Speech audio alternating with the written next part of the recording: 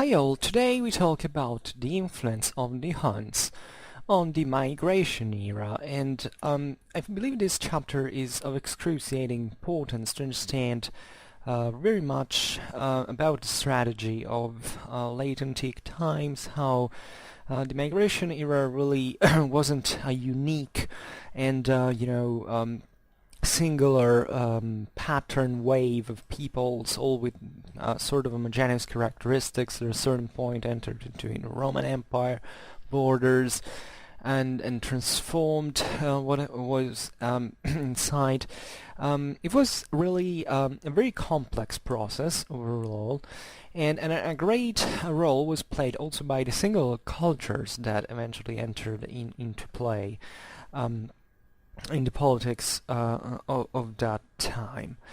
And talking about the Huns specifically, it must be remembered that their importance that was relative in terms of what they could achieve on the long run in terms of strategical capabilities and even damage to the Roman Empire is actually great instead in the way it influenced the migration of other peoples within the Roman towards the Roman Empire and then within the Roman borders, because you see, up to the the arrival of the Huns, sometimes people say, yeah, the great migrations were essentially put in motion by the Huns. We were pushing from Central Asia on certain peoples, like the ones of the Iranian steppes, and then in turn creating a domino effect on the Germans in Central Europe, and then these came into the empire. But it wasn't really that simple. I just recently made a video about the beginning of the migration era, in which I believe this is fairly well explained. I mean, I'm referring to the really progressive beginning of migratory movements into Europe, something that was in many ways already normal, considering the nomadism or semi-nomadism of certain peoples inhabiting the European continent, even during the first centuries of the empire, even before. So. And at a certain point, technically, the migration era had been, the migrations of the Germanic peoples had been controlled by the Romans in a way that we will be seeing in a short while. Well, the real problem occurred at the end of the 4th and beginning of the 5th century, when the Huns really came into play, in the sense that the Huns really terribly augmented the confusion and the chaos in the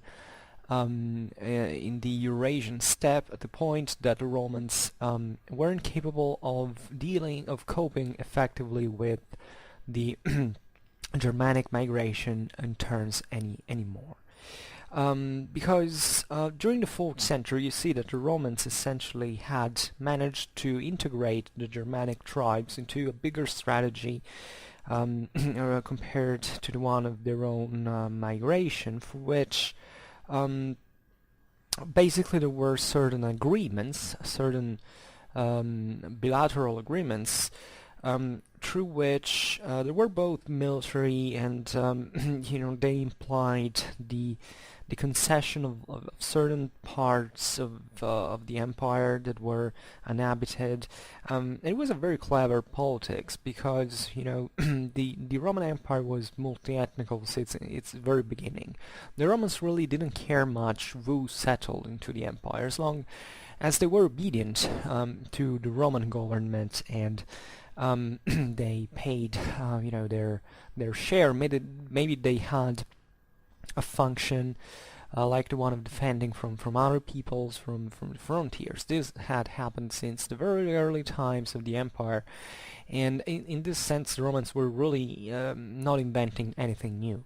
Surely the Germanic confederations that start to move and to press against the empire during the 4th century are something bigger than what had been seen in the past. Only certain other migrations can be, partially compared to them.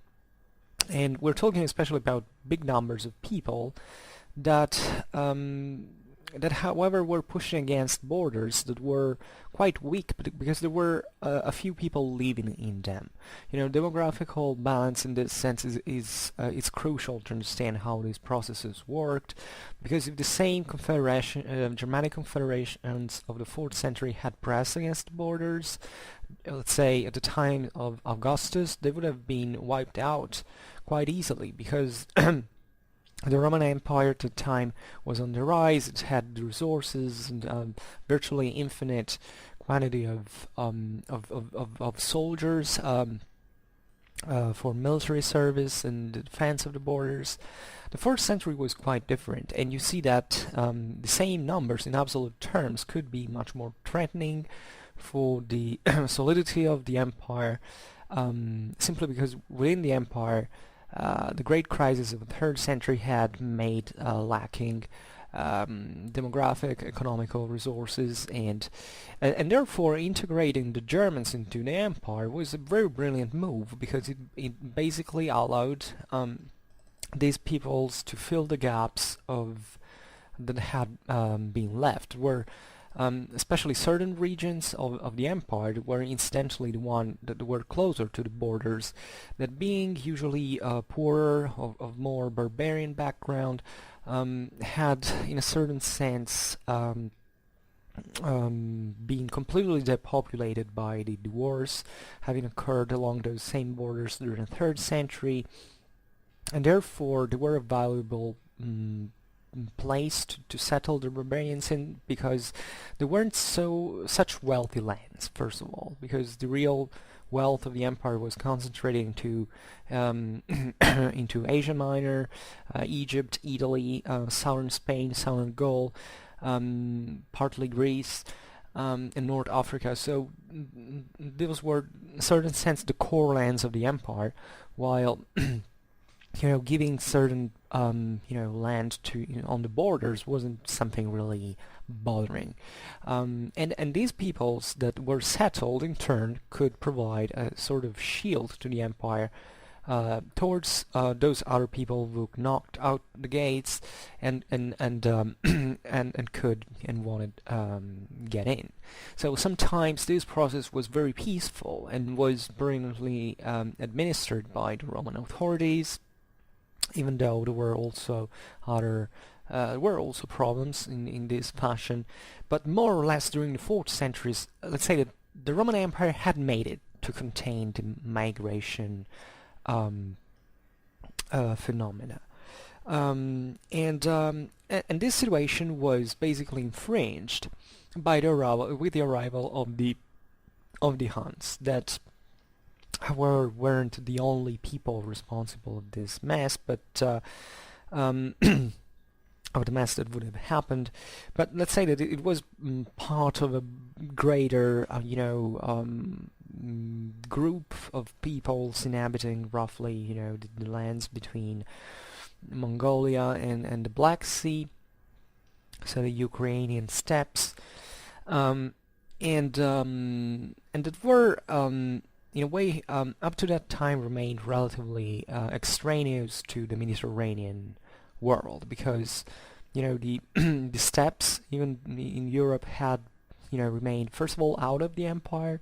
So what was taking place in them obviously worried the Romans, but it was still out of the borders and was happening in relatively poor areas where just nomadism was sustainable. So it really didn't affect the sedentary productive base of the empire, as long as it had happened from from that side. The Huns come knocking the gates and causing a bit of a problem. By the way, not just in the Roman Empire, but also in the Chinese one. So you have these two extremes, west and east of Eurasia, and the steppes in the north were essentially these people could easily and very quickly go back and forth. Seemingly the Huns or other groups related to them had already tried to, to at least to check out what was the Chinese situation. At a certain point, they decide to go to go west, and in this regard, when the Huns came, they were a very different people than the one the Romans and even the Germans had known up to that point, because normally the Romans and the Germans had known as steppes people, usually the one of Iranian stock, so essentially these Sarmatians and other Achaean populations that lived between the Caspian Sea and Dacia, that were pretty much already been there, always been there. Were also known by the Greeks since very early times. So they were kind of weird peoples from the Roman perspective, because they kind of embodied the prototype of their barbarity for the Mediterranean civilizations, because first of all they were nomads, so they always lived on horseback. They had such a different lifestyle from the sedentary communities gravitating around the Mediterranean Sea, that they had always created fear and amazement. But the Huns were really different. Now, I also made another video about the Huns responding to a brilliant scholarly editorial video. You can find it in my Schwerpunkt playlist, in which I discussed the origin of the Huns. So we will skip that. Let's just say that they were probably a people of Turkish or perhaps Mongolian ethnicity, but very heavily mixed up with our with our peoples, like even the Indo-European ones. But it doesn't matter. What matters really was that they were a very fierce and horse-riding people of the very deep steppes that, in this sense, was very extraneous to any form of sedentary civilization. And that was even obviously ethnically considered as different, because we don't know who the Huns actually were, but the fact that they were called Huns and that they perceived themselves as such, perhaps, or at least were perceived by someone else as such, tells that they were, however, something on their own, really. As a political social group, at least when they arrived in the West. Were various branches of the so-called Huns, were the White Huns, for instance, that created similar problems on the Sassanid, on the northeastern borders of the Sassanid Empire. In that case, the Sassanids were a bit more, they kind of had similar problems to one of the Romans, even though the environment was a bit different, and even the military cultures involved in political and politics and society were different. But let's say that they were sort of new thing in the West in many ways. And the arrival of the Huns, first of all, and here starts really the domino effect, started among the Germans. The Germans were the first ones who were affected by the arrival of the Huns. It was kind of a real a real turmoil. It brought a great disorder and chaos within the Germanic tribes, because the Huns were quite aggressive in many ways. They wanted to dominate, and they achieved that at a certain point over the Germans. And there were certain Germanic groups and ethnicities that wanted to flee from them. So This immediate violence, this kind of injection of kinetic energy into Europe, basically caused obviously a great deal of problems for the Roman Empire in order to manage the and to cope with the consequences of the event. Um, and Germans, and this happened simply because the Germans basically were starting to push quite violently one against the other and pressing generally as a wall on the borders of the empire.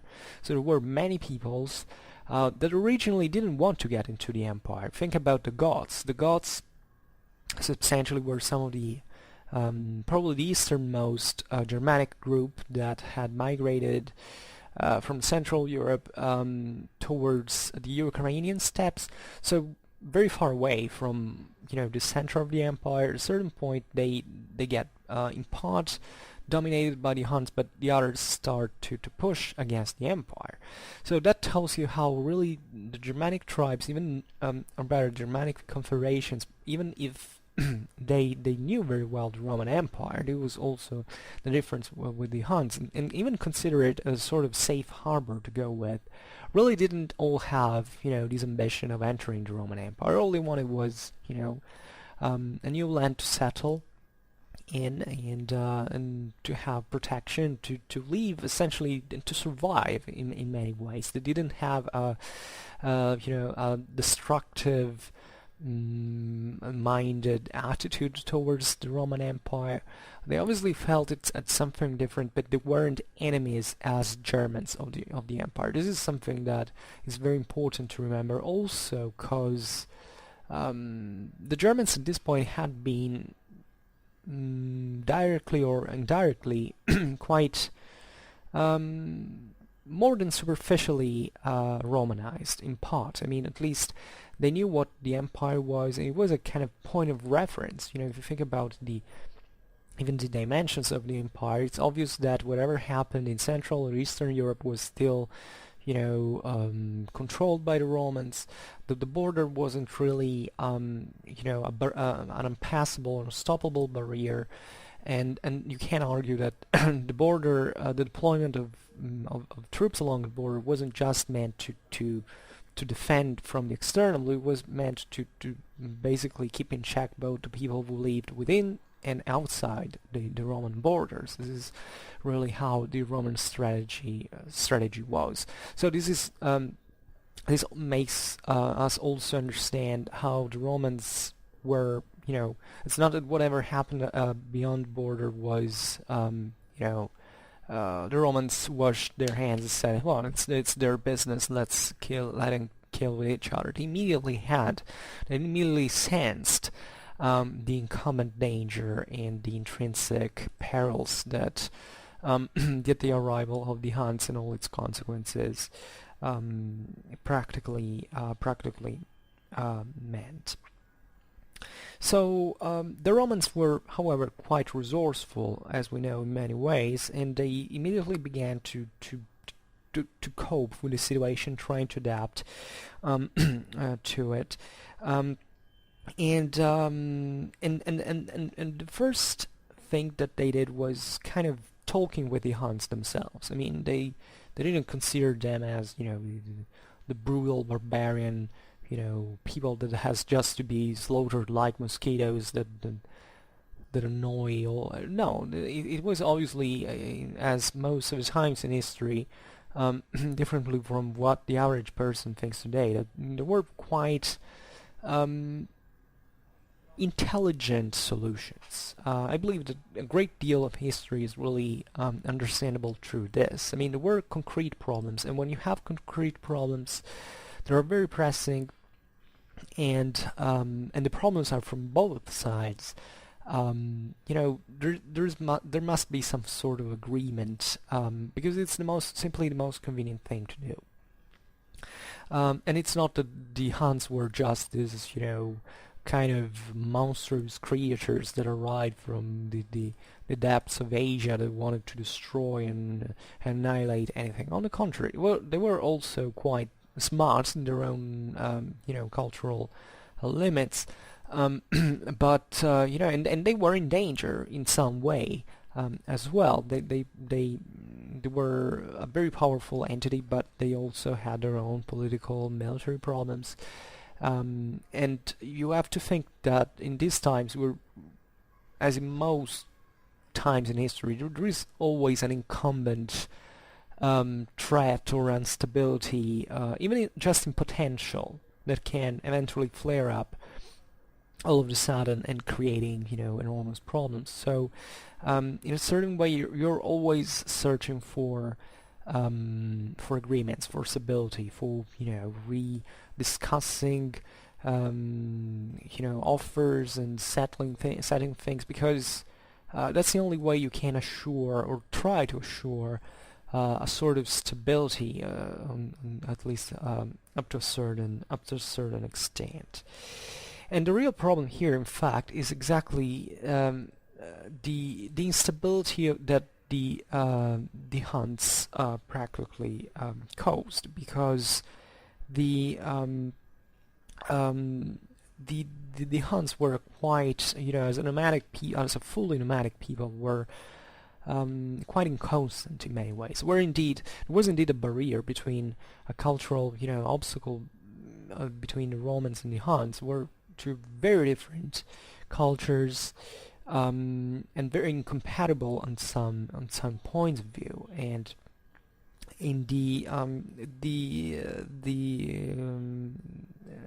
general situation, the general attempt from the Roman side to reach a strategical goal with the Huns was basically failed, because they were very difficult to handle. By the way, the Romans had in turn problems on their own, as we said before, and this is the time in which the empire is already split between East and West, which was theoretically just an administrative division, but in practice they were kind of two autonomous entities that at a certain point try to even unload discharge problems one of the other, and the eastern one was stronger, so that the major consequences of Hunnic presence would be mostly felt in the west, as we know. But the arrival of the Huns even increased this division between east and west, because there were naturally already some certain incoherences in a common policy, in the attempt of a common policy, and especially there was also a big deal of uncoordination from a military point of view. I mean, it was pretty much evident that that had happened actually with other peoples. Think about the Visigoths that had entered violently into the empire in the east, exactly because they were pushed by other peoples, who in turn had been pushed by the Huns. And at a certain point, these Visigoths make back and forth between east and west, because the Easterners don't want Visigoths within their borders, and the Westerners don't want either. So there is the figure of Stilicho and of Alaric, and all the problems, eventually culminating with the sack of Rome, etc. So a situation that really makes you understand quite clearly how many differences were there between East and West, and how much unconfidence there was really within the same Romans at this point. And the real problem here is that you couldn't manage the situation. I mean, you couldn't make plans on the long run. Now, strategically speaking, this was already a big problem in the ancient world, because the state, doesn't matter whether it was the Roman state, so advanced, so already bureaucratized, was relatively limited, system. The resources especially were few. It took a lot to put things in motion, to recruit armies, to and especially as always there is a political and social problem for which you can't just recruit an army and deal militarily with things, but there is always the problem of who is involved, in which places you send the army, and who wants that, who doesn't want that. So there is such a big amount of variables that take place at this point that you can't even properly make a strategical plan over a long time. The emperors also lived quite shortly, so even the governments changed quickly, and it was very difficult to follow a unique direction. And this was obviously a weakness that not just the Huns but also the Germanic peoples exploited in part. And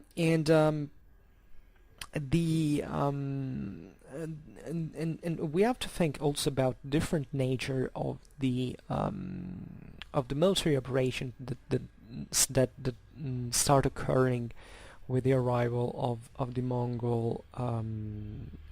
Excuse me, I keep saying Mongol. It's kind of lapsus.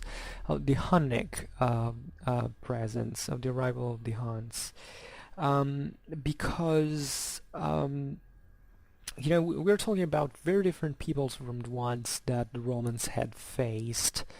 For instance, since the 3rd century, in the crisis of the 3rd century, because there weren't just peoples that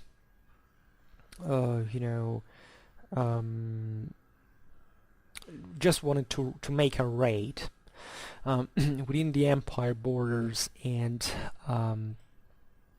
for loot and then coming back where they came. This had been normally the pattern of 3rd century strategy. In 4th century things start to change a little, because here and especially with the arrival of the Huns, there was always an intent of raiding and pillaging and devastating, but there was something more in addition. That is essentially the rooted anxiety of needing to find a safe place to settle.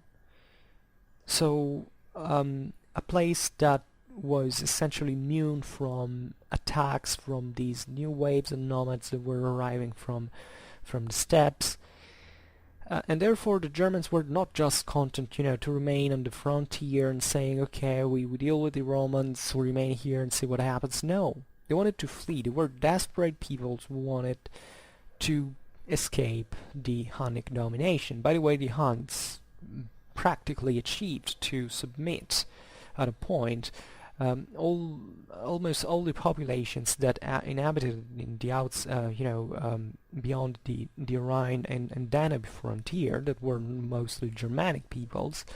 Attila has a prominent role even in Germanic epics, because the Germans remembered for centuries the arrival of this king.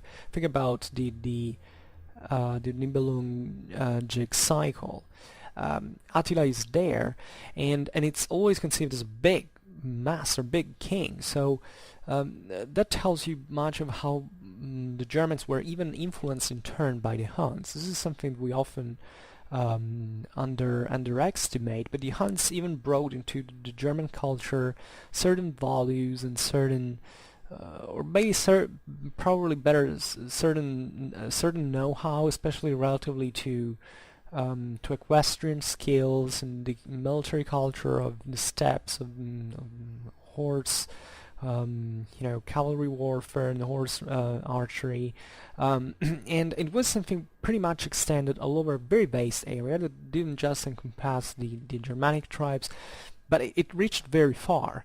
In certain maps you even find that because there is a very obscure historical reference to this, that it stops there, that essentially the Attila was managed to extend its own power to even to southern Scandinavia, to the seas of the north. So you can understand how big actually the the power of the Huns was, and how the Germans obviously, if they had a chance, they would try to escape that in some way.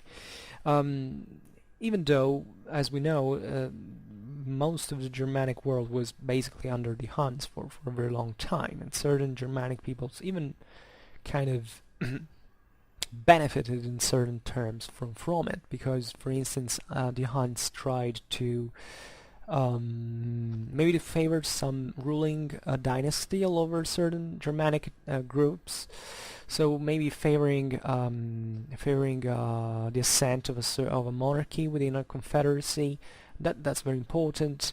Think about the Langobards that seemingly had a very long time under the Huns. It seems that was the Germanic people that remained the longest under the Huns, and that explains why, in spite of having remained essentially in Central Europe during their migration, they were such a fierce horse archer people in many ways when they arrived into Italy, even if not just like a nomadic one, but it had very strong eastern features in many ways.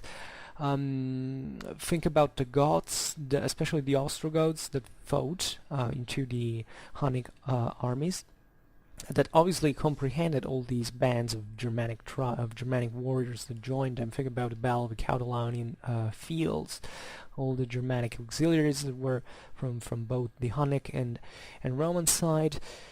And the Ostrogoths, for instance, were seemingly quite prized as cavalrymen by the Huns, which is a hell of a good compliment from a mastery horse riding people like they were, and that tells you why the Ostrogoths had such a seemingly good cavalry.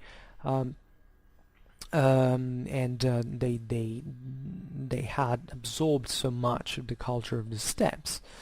And this had, in turn, I talked about the origins of European cavalry in one of my other videos, of how even medieval cavalry was effectively influenced by the migration era because of the influences that came from the peoples of the steppes. And the real problem at this point, as we were saying, is that either you were under the Huns or under the Romans. So many Germans tried, definitely, since they were much more sedentary than the Huns, much more closer in many ways to the Romans than to the Huns. They tried, they wanted absolutely to enter the empire and to get some land to live in. So I think this is very interesting, and you have to think also about the fear, because here we're not talking about just a fairy tale where very cold situation that we can. You have to think about the terror that news like the arrival of sort of a new horde could be spread within the society of that time. There is probably a great limit for us living such an ascetic and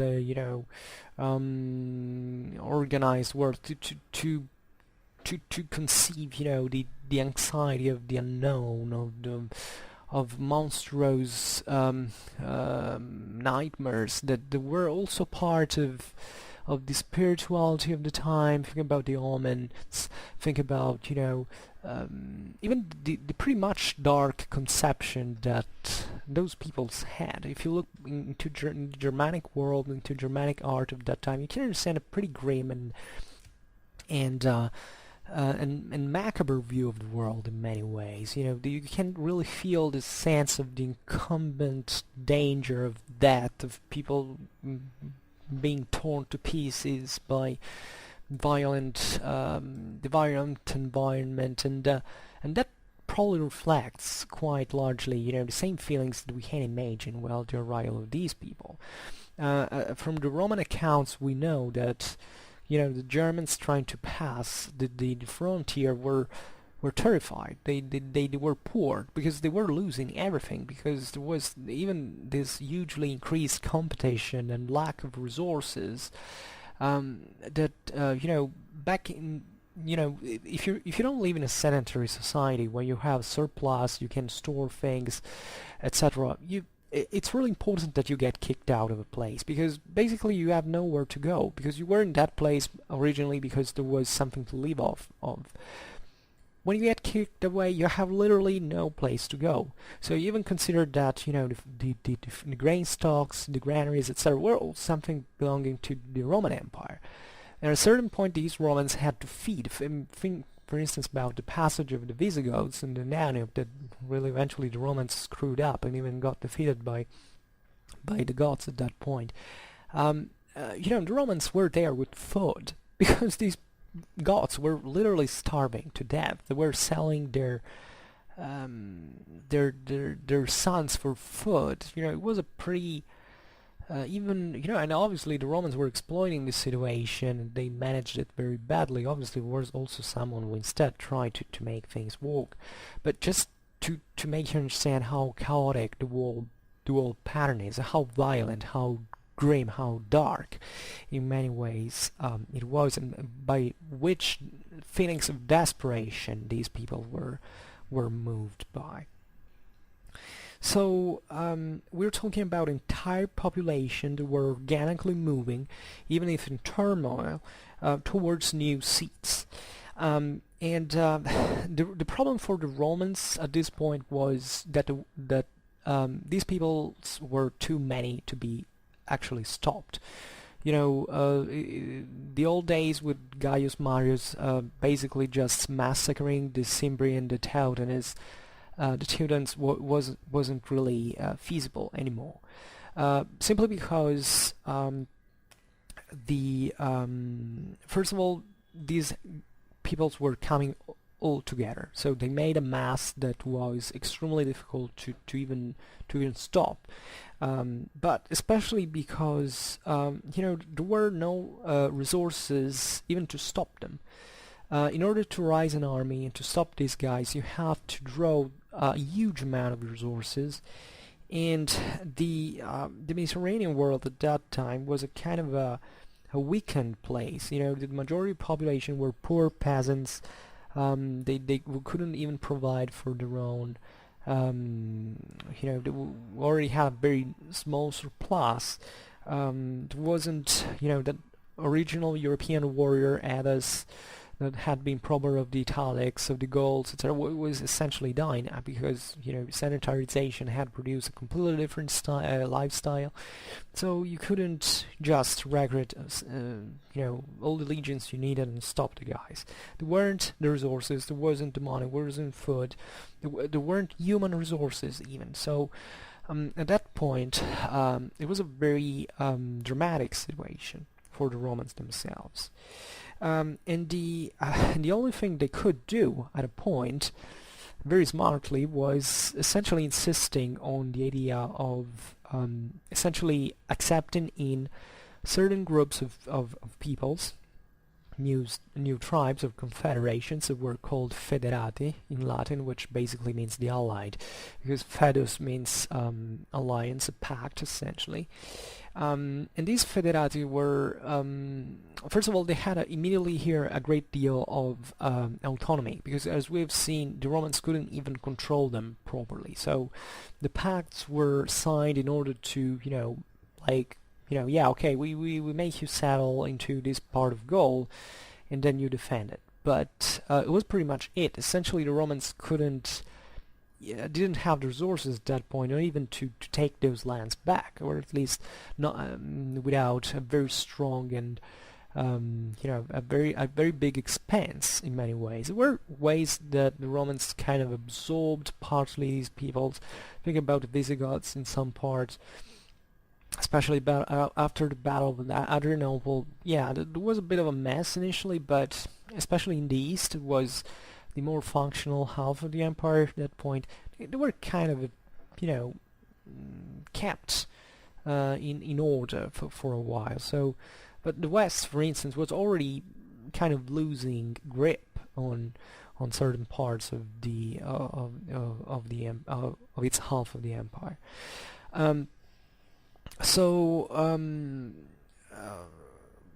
generally speaking, you can't blame the Romans for what they did, because it was the only practical solution at that point. And if you think even about the success of Roman integration in this sense, thinking about Stilicho, it was essentially a Vandal Roman.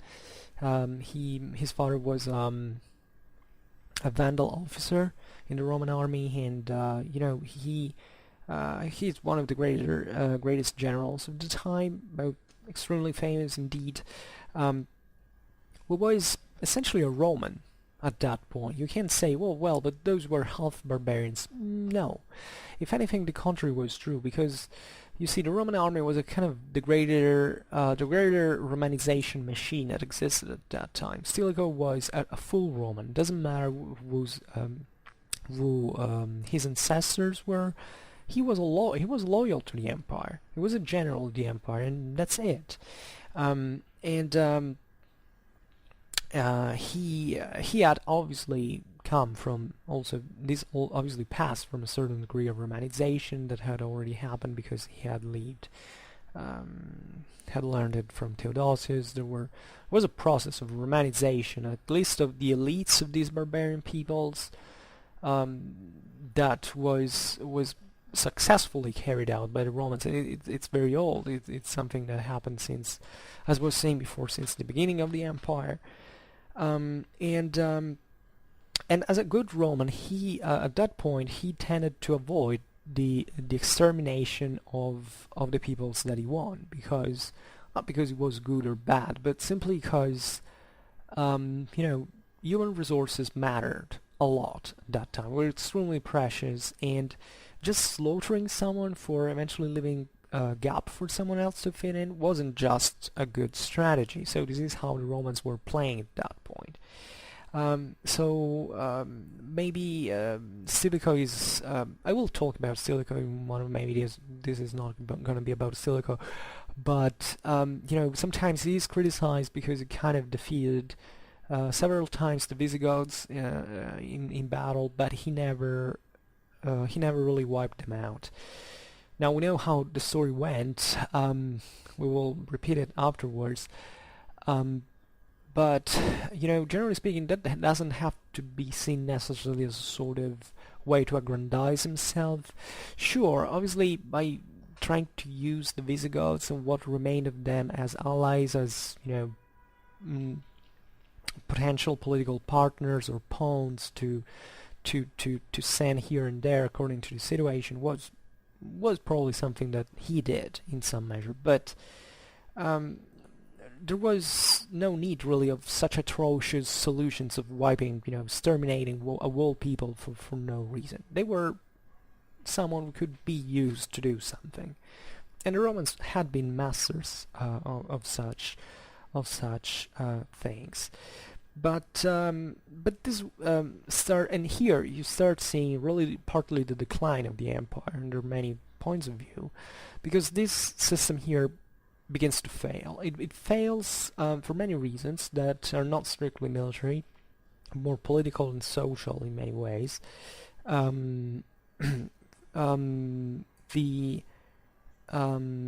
instance, the same strategy in many ways. For instance, the Franks were settled as federati on the Rhine, and the Franks enter into relation with Roman Empire in relatively friendly terms.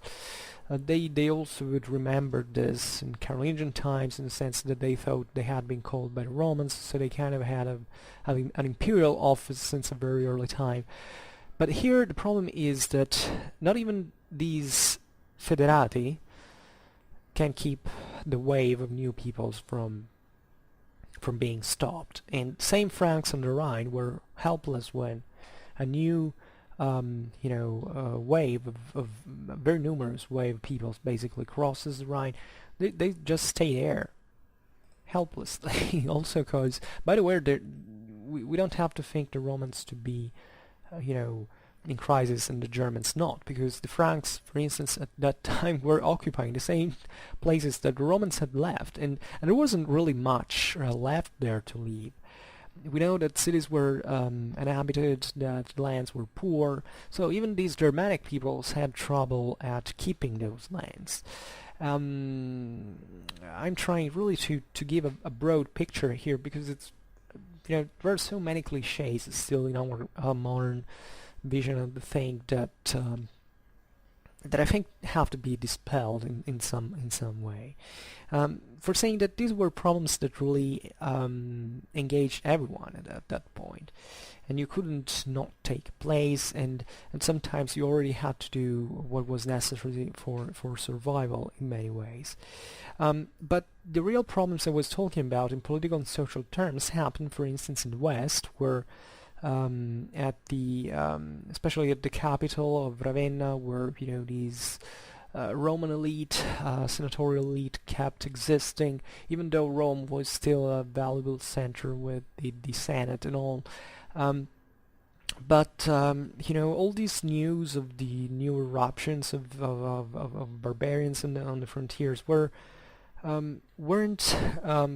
were such bad news, such intolerable in many ways, from these high Roman nobility that still lived in the grandeur of the memory of the glory of the Roman past, that really didn't convince much relatively to the effectiveness of Stilicho's strategy. So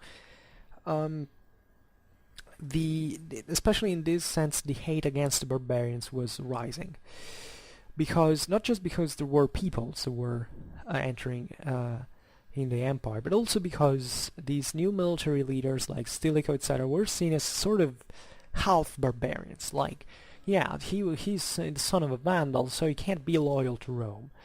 This is a pretty harsh judgment that, according to me, is not true in many ways, and therefore I don't really believe that the elites at this point in the West were really understanding what was going on, and I don't think they were already capable of giving effective answers already at this time.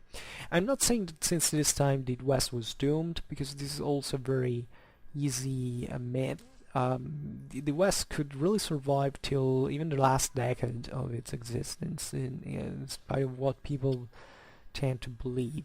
The West was not doomed to fall, but there were certain things that were really seriously wrong, and already at this time you could spot, in a certain sense, the resizement of at least of the western half of the Roman Empire, if anything, from a geographical point of view, because new people pouring in were occupying lands that from Italy there were no resources to stop, that could be used to stop them. So Stilicho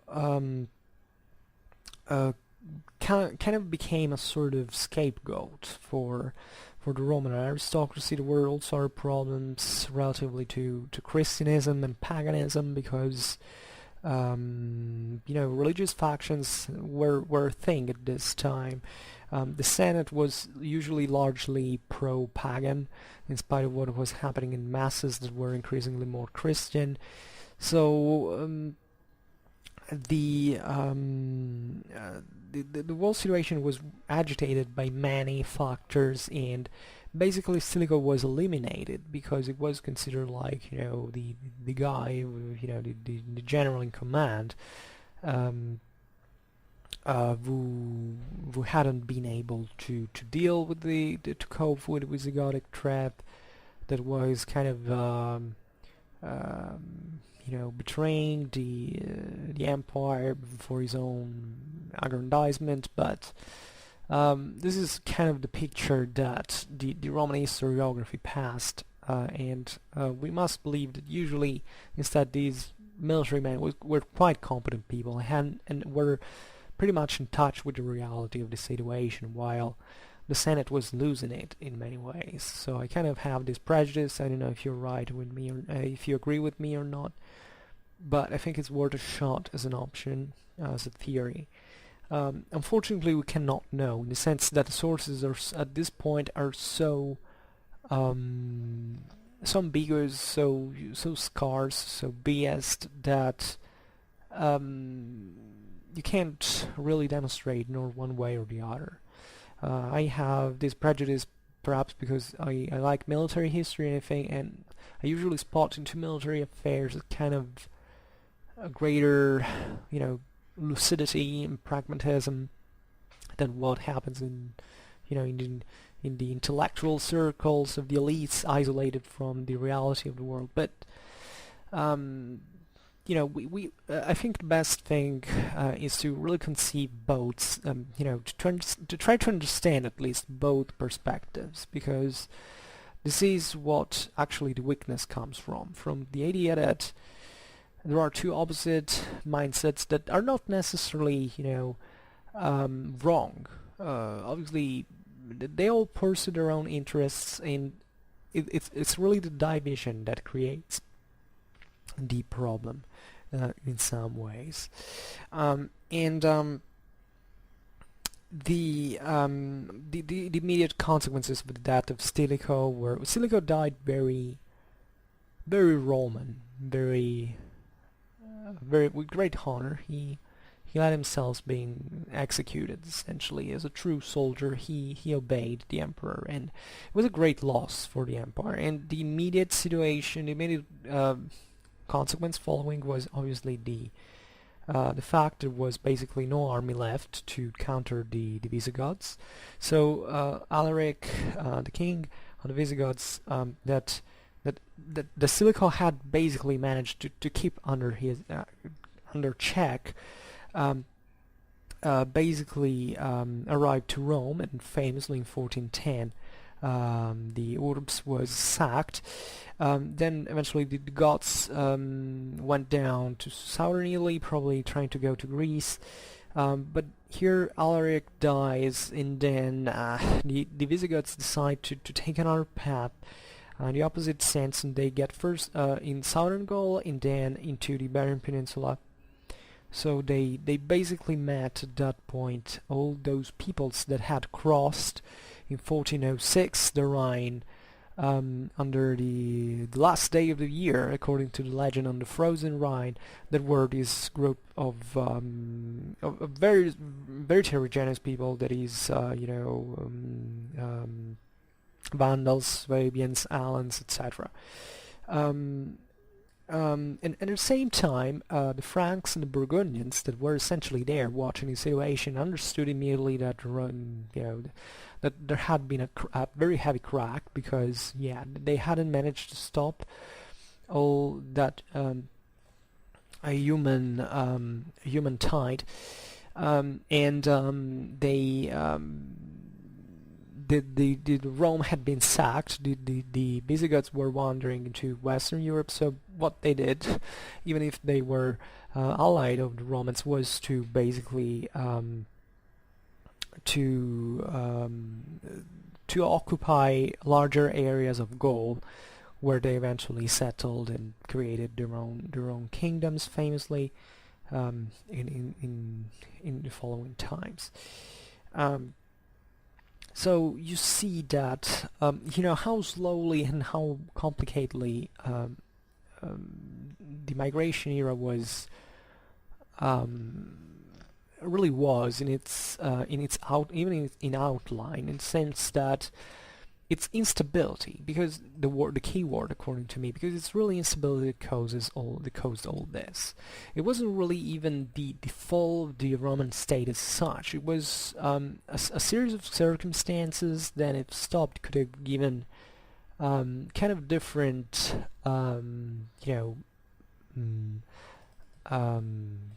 outcome in many ways. Think if the Visigoths had been defeated at Adrianople, who knew what could really happen? I think the best way to interpret this era is really not to think that those guys who were invading were, first of all, invading for the sake of destroying the empire, which is wrong. Were mostly forced to do so by their circumstances. Secondly, to survive, indeed, finding new lands. And secondly, they weren't at all individually stronger than the Romans. All these peoples were actually quite small in many ways, and and even a battle going wrong could basically wipe out their critical mass as a demic group, as a political and social entity, and some of them really came to the end at a point. The Visigoths risked at the end of the 5th century to be wiped out at a point. The Vandals were wiped out at a point. Some of them also, fought each other. Think about the Franks that defeated the Alemanni, the Burgundians, kicked even Visigoths out of Gaul, of southern Gaul. So it was really a moment in which the major problem was having even the strength to achieve certain goals. And the cause of this was obviously the socio-economical situation. There weren't resources proper, and also why did the emphasis of the warrior, of the barbarian, is why did they make it? It's that they kind of had only their own resources, their demographical resources that en masse could achieve a substantial result, where the absence of a saddle system, in the absence of a saddle system like the Roman one, which was incidentally emptied of resources that couldn't be applied. Huge bureaucracy, but no resources to work on. So this was a very big problem. So coming back on the Huns quite shortly before closing, we will talk about the Huns in many other videos, because they're kind of an interesting and it's not, in fact, here we don't know much about the Huns themselves, but it's really the consequences that really shed so much light on the Roman Empire and Germanic societies of that time. You have to think that the Huns either weren't this great of power to be reckoned with. They never even came close to destroy the Roman Empire. This is also another myth. The Huns, if anything, kept basically milking the Roman Empire, and it was against their interest to destroy it, because if it had been destroyed, nobody could have interacted with them diplomatically speaking, and essentially paid tribute to them. They couldn't, they simply didn't have the cultural means to live as sedentaries. So even settling in the Roman Empire lands was something out of their reach. They remained somewhere, seemingly in Hungary, in this big circle the Germanic peoples created, sort of, ditched, camp, where they treasured all their loots. But they stayed out of the empire. They didn't think of settling to them. The Germans were radically different. The Germans were already semi-nomadic. They already were sedentary in many ways, and they knew and appreciated Roman civilization, and they thought they could live in it. And the Romano-Germanic kingdoms show you how effectively they were able to be absorbed by Roman civilization, to rule on the base of it, even through and even on by keeping ruling it as a Germanic people. So it's very fascinating. The Huns couldn't really do anything.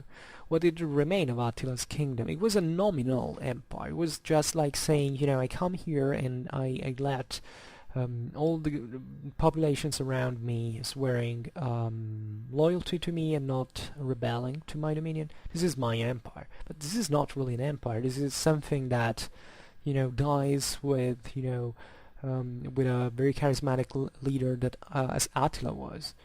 The Hunnic Empire didn't really finish immediately right after, but a very few decades, and basically the Huns disappear. As they had come from the steppes, they basically vanish in the mists of history. So that tells you how volatile practically was their power, their ability of keeping an empire for long. It was definitely no way they could they could destroy the empire, because that was it doesn't matter how weak it was, but its will was rooted on bases that were meant to last for centuries, and that were backed by the essential needs and of the lifestyle people lived around the Mediterranean. And yet I believe the same Hunnic history is extremely interesting, exactly because of the interaction of such different civilization one with the other, and of cultures at least, and as I said, it's a chapter we'll come back on. For now, I stop, also because I think I talked rather too much, almost an hour. So, if you listened to me up to now, thank you, as always, and if you liked my video, please share it, otherwise leave a like or subscribe to my channel, whatever you like. As always, I wish you a nice time. See you next time. Bye.